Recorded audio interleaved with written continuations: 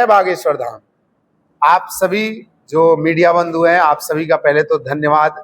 जो आप सभी लगातार, हमको लगता है 4-5 दिनों से लगातार कवरेज कर रहे हैं, और आप सभी को बताते हुए हमें हर्ष भी हो रहा है, खुशी भी हो रहा है कि बागेश्वर धाम सरकार बीजापुर की पवित्र भूमि पर पहली बार उनका आगमन हो रहा है।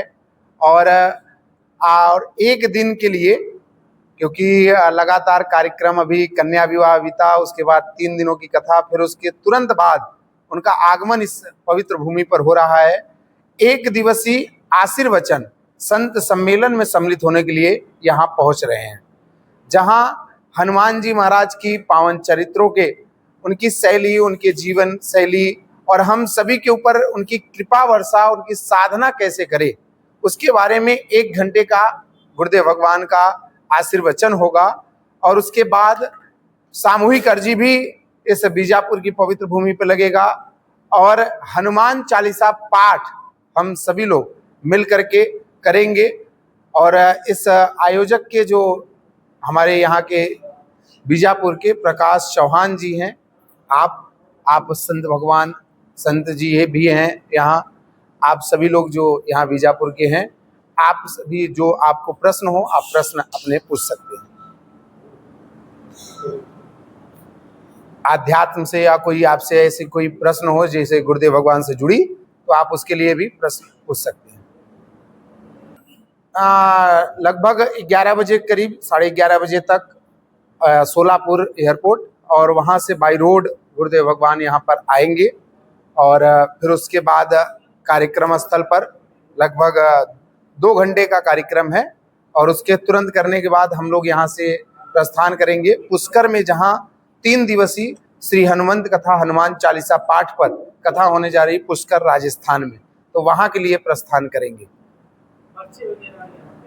पर्चा का नहीं है, क्योंकि दिव्य दरबार होता है तब तो पर्चा का, और जो रोगी होंगे उनको मार्गदर्शन मिलेंगे, 2-4-5 जो भी रोगी ऐसे हैं तो मार्गदर्शन मिलेंगे, बाकी पर्चा का दरबार नहीं है। रोड शो नहीं है, ये रोड शो का कोई वो है नहीं, सिर्फ आ रहे हैं। संत भगवान के चरणों में भी गुरुदेव भगवान, जैसा कि आप सभी देखते ही हैं कि संतों के प्रति गुरुदेव भगवान का बहुत प्रेम होता है, तो ऐसा प्रकाश जी भी और आपके महाराज जी भी कई बार आग्रह भी हुआ कि संत सम्मेलन में, और यहाँ पर जयंती भी है, शिवालाल जयंती, उसके उपलक्ष्य में यहाँ पर पहुँच रहे हैं। और लगभग 380 परिवार का जो है यहाँ पर, वो सुरक्षावश अपना घर वापसी कर रहे हैं, जो पहले किसी और अन्य धर्मों में चले गए थे हिंदू होने के बाद। तो उसके बाद अब 380 ऐसे परिवार होंगे जो यहाँ पर कल वो घर वापसी भी करेंगे।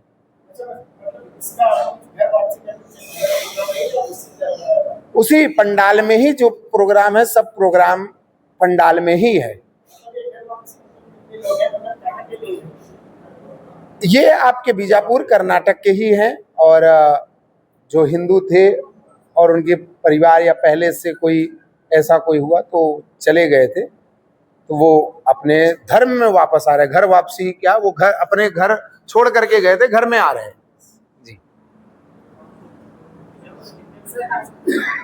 कल 2 बजे से वहां पे है, 2 बजे से ही आप सभी सादर आमंत्रित है, जितने भी मीडिया बंधु हैं, वही मंच के पास ही आप लोग रहेंगे, वहां पर ही, क्योंकि कार्यक्रम अलग से है नहीं, समय बहुत कम है, और आपका बहुत प्रेम है बागेश्वर धाम के प्रति, महाराज जी का प्रेम है, इसके लिए वो बहुत कम समय में बागेश्वर बालाजी की कृपा हुई कि वो यहाँ पर पहुंच रहे हैं। ಎಲ್ಲರಿಗೂ ನಮಸ್ಕಾರ।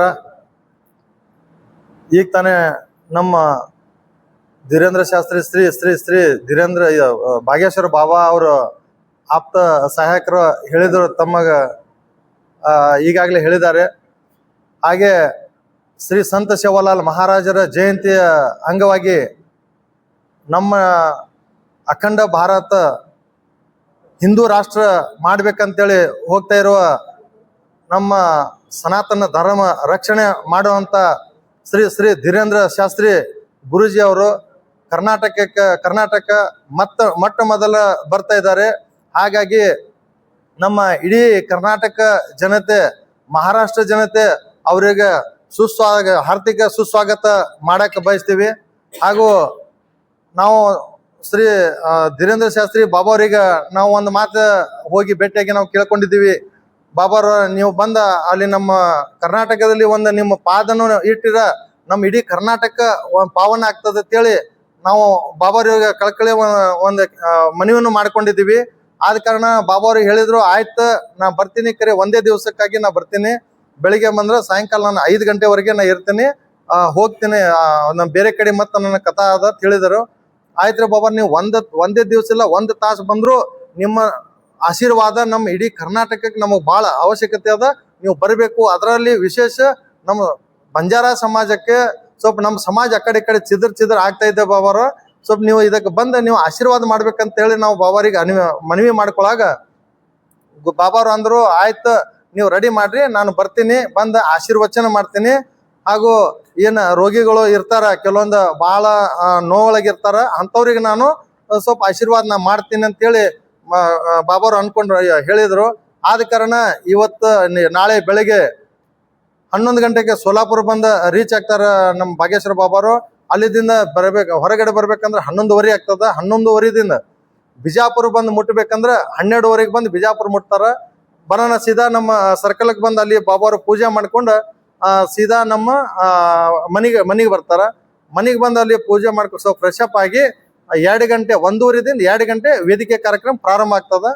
ಆ ವೇದಿಕೆ ಕಾರ್ಯಕ್ರಮ 5 ಗಂಟೆ ಸುಮಾರು 4ರಿಂದ 5 ಗಂಟೆ ಮುಗಿಸ್ಕೊಂಡು ಮತ್ತೆ ಬಾಬಾವರು 5:30ಗೆ ಅವರು ಟೈಮಿಂಗ್ ಅದ ಸೋಲಾಪುರ ಹೊಳೆ ಹೋಗೋದು ಸರ. ಆದ ಕಾರಣ 5:30ಗೆ ಬಾಬಾರು ಹೋಗೋರು ಅದರ. ನಾ ಹೇಳುದು ಎಷ್ಟೇ, ನಮ್ಮ ಇಡೀ ಕರ್ನಾಟಕ ಜನತೆಗೆ ನನ್ನ ಕಳಕಳಿ ವಿನಂತಿ ಏನಪ್ಪಾ ಅಂದ್ರೆ, ಇಡೀ ಕರ್ನಾಟಕ ನಮ್ಮ ಸನಾತನ ಹಿಂದೂ ಧರ್ಮಕ್ಕೆ ಏನ ಇದು ಮಾಡ್ತಾರ, ಪಾಲಿಸ್ತಾರ. ನಮ್ಮ ಏನು ಹಿಂದುತ್ವ ಅನ್ನೋದು ನಮ್ಮ ರಕ್ಷಣೆ ಬೇಕಾಗಿರ್ತದ. ರಕ್ಷಣೆ ಮಾಡೋರು ಯಾರಾದ್ರೂ ಇದ್ರ ನಮ್ಮ ಭಾಗ್ಯೇಶ್ವರ ಬಾಬಾರು ಅದರ. ಅದಕ್ಕೆ ಅಂಥವು ವ್ಯಕ್ತಿ ನಮಗ ಕರ್ನಾಟಕ ಬರ್ತಾ ಇದ್ದಾರೆ. ನಾವೆಲ್ಲರೂ ಬಂದ ಅವ್ರ ಆಶೀರ್ವಾದ ತಗೋಬೇಕು. ಆಶೀರ್ವಾದ ತಗೊಂಡು ಈ ಕಾರ್ಯಕ್ರಮ ಯಶಸ್ವಿ ಮಾಡಿ ಕೊಡ್ಬೇಕಾಗಿ ತಮ್ಮೆಲ್ಲರಿಗೆ ಕಳಕಳಿ ವಿನಂತಿ ಮಾಡ್ತೀನಿ.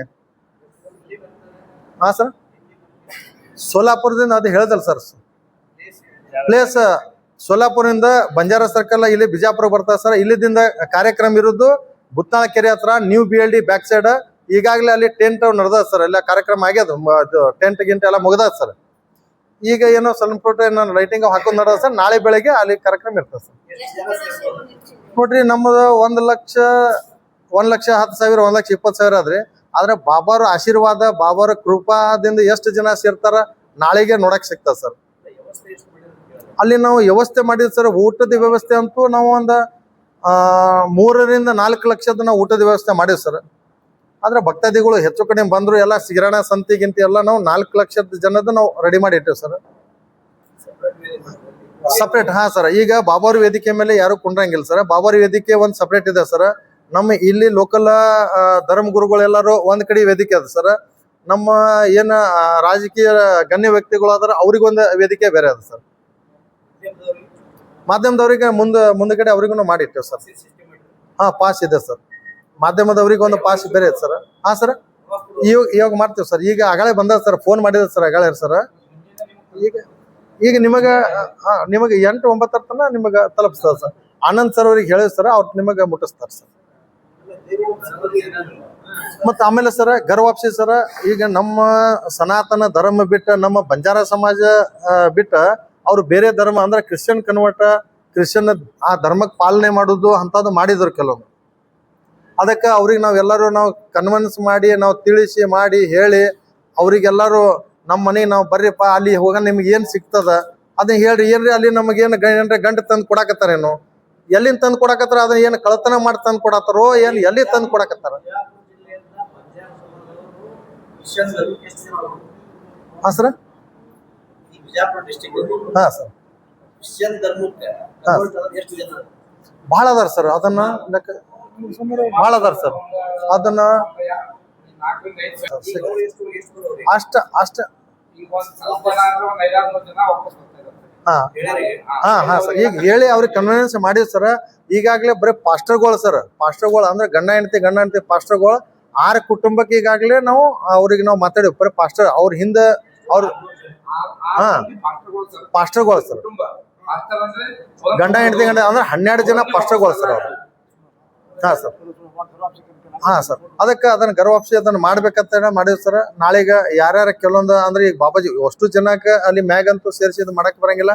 ಯಾರ್ಯಾರು ಪಾಸ್ಟರ್ಗಳು ಅದಾರ, ಯಾರ ಅವ್ರ ಮೇನ್ ಅವ್ರ ಮುಖಂಡ್ರ ಅದಾರ, ಏನು ಗರ್ವಾಪ್ಸಿ ಮಾಡೋದು ಮುಖಂಡ್ರ ಅದಾರ, ಅವ್ರಿಗೆ ಕರೆಸಿ ಬಾಬಾರ ಕಡೆಯಿಂದ ಒಂದು ಆಶೀರ್ವಾದ ಮಾಡಿಸಿ ಅವ್ರಿಗೆ ಗರ್ವಾಪ್ಸಿ ಮಾಡ್ಬೇಕಂತೇಳಿ ಒಂದು ನಿರ್ಣಯ ಮಾಡಿವಿ sir.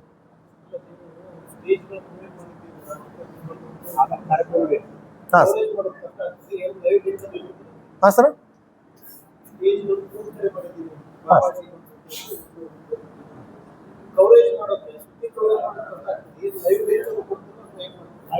Live sir live Bageshwar Dham सरकार यूट्यूब चैनल लाइव हाँ लाइव इर्ता सर लाइव